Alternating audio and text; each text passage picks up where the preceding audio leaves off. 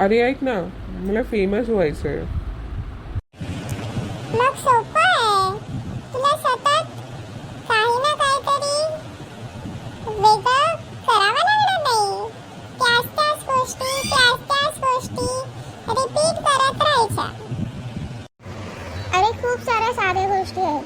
तर तू साध्या गोष्टी फक्त रिपीट करत जरी राहिलास ना आणि लोकांच्या नजरेत राहिलास तर तू आरामात फेमस होशील.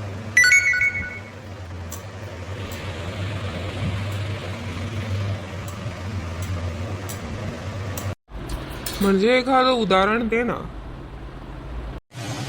अरे साधी गोष्ट घे ना. पाणी पिण्याचे प्रकार.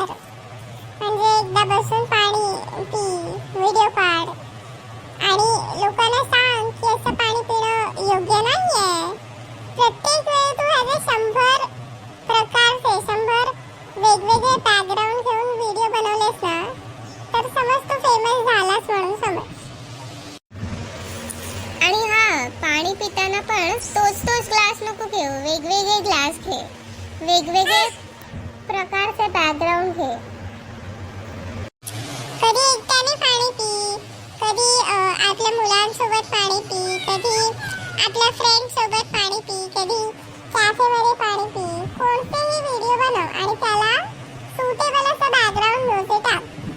म्हणजे आजकाल कशावरही आणि कोणावरही सतत व्हिडिओ बनत राहिले ना की तो माणूस फेमस झालाच म्हणून समज. आणि यालाच म्हणतात इन्फ्लुएन्स. म्हणजे तू जितका जास्त लोकांसमोर येशील तितका तुझा जास्त इन्फ्लुएन्स वाढेल. म्हणजे तू एक सक्सेसफुल इन्फ्लुएन्सर बनू शकतोस. अगदी बरोबर आहे रे तुमचं. आता मला असंच काहीतरी केलं पाहिजे, म्हणजे मी पण फेमस होईन. हो ना, आजकालच्या जगात फेमस व्हायला कोणतं स्किल वगैरे असावं लागत नाही. फक्त कल्पना शक्ती लागते. इमॅजिनेशन ऑफ क्रिएशन आणि त्याच्यासोबतच सेल्फ कॉन्फिडन्स.